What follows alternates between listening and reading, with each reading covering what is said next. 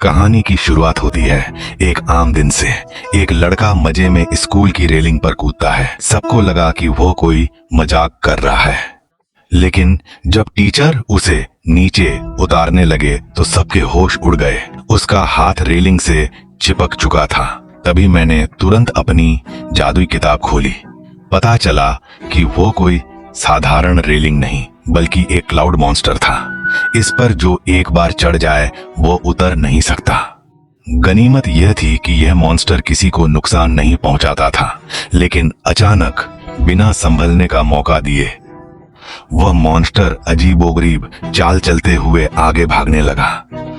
अपने दोस्त को बचाने के लिए बाकी क्लासमेट्स भी रेलिंग पर कूद गए ताकि अपने वजन से उसे रोक सकें, पर पासा उल्टा पड़ गया।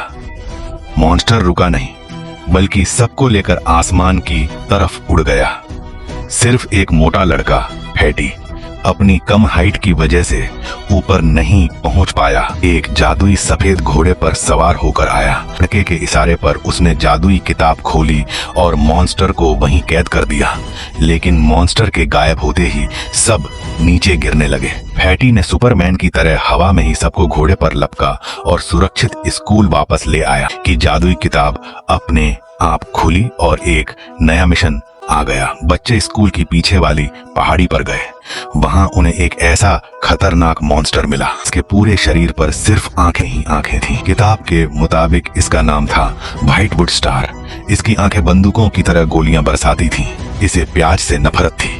बच्चों ने दिमाग लगाया, प्याज का रस निकाला और उसके पानी के गुब्बारे वाटर बम बना लिए। एक लड़का वाटर बम लेकर दौड़ा, पर 3 सेकंड के अंदर उसका पैर फिसल गया। वह खुद ही गिर पड़ा और चोट खा बैठा। मॉन्स्टर ने उसे देख लिया और हमला करने बढ़ा। मैं उसे बचाने दौड़ा, पर जैसे ही वाटर बम फेंका, मॉन्स्टर की आंख से निकली गोली ने हवा में ही बम को फोड़ दिया। हम दोनों हारने की कगार पर थे। फिर हुई एंजेला की धमाकेदार एंट्री। जब सारे लड़के ढेर हो गए तो बेचारी एंजेला को खुद मैदान में उतरना पड़ा। उसने बिना डरे एक के बाद एक कई वाटर बम फेंके। मॉन्स्टर सबसे बचता रहा, लेकिन तभी एंजेला का एक सटीक निशाना सीधे मॉन्स्टर के सिर पर लगा। प्याज का पानी लगते ही वह दर्द से चिल्लाया और गिर पड़ा।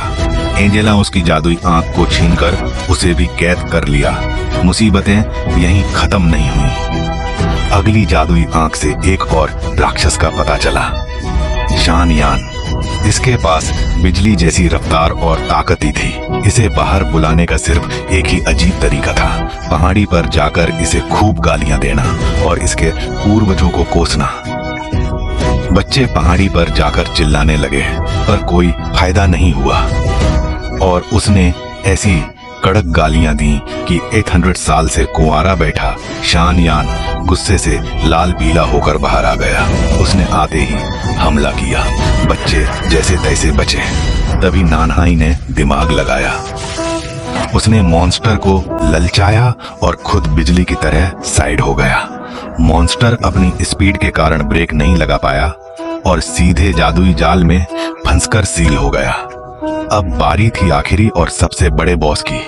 बच्चे बादलों पर सवार होकर सीधा मॉन्स्टर्स की गुफा में घुस गए, पर वहां दुश्मनों की पूरी सेना जाल बिछाकर बैठी थी। गोलियों की बौछार होते ही नानहाई ने अपनी कैद से शानयान को बाहर निकाला, जिसने सारे हमलों को रोक दिया। लेकिन नीचे उतरते ही सेना ने उन्हें घेर लिया। तब नानहाई ने अपनी ढाल निकाली और व्हाइटवुड स्टार की सेना को भी मदद के लिए बुला लिया। 2 बड़े मॉन्स्टर्स की लड़ाई के बीच बच्चे बचते बचाते सीधे मुख्य गुफा के अंदर घुस गए। वहां महाबॉस डेमन किंग गुस्से में बैठा था। बच्चे डर के मारे पैर पर तेल लगाकर तेजी से भागे, लेकिन तभी चश्मिश वाले लड़के ने एक तगड़ा प्लान बनाया। उसने फैटी और बाकी सबको बाहर भगा दिया। फिर उसने डेमन किंग को चिढ़ाते हुए कहा, तुम जितने बदसूरत हो उतने ही बुद्धू हो। किंग उसके पीछे भागा। तभी चश्मिश ने चुपके से घूमकर उसकी पीठ के पीछे से जादुई किताब खोल दी। डेमन किंग कुछ समझ पाता उससे पहले ही जादुई किताब ने उसे अपने अंदर खींच लिया। सिर्फ 6 महीने के अंदर ही वह महाराक्षस हमेशा के लिए सील हो गया।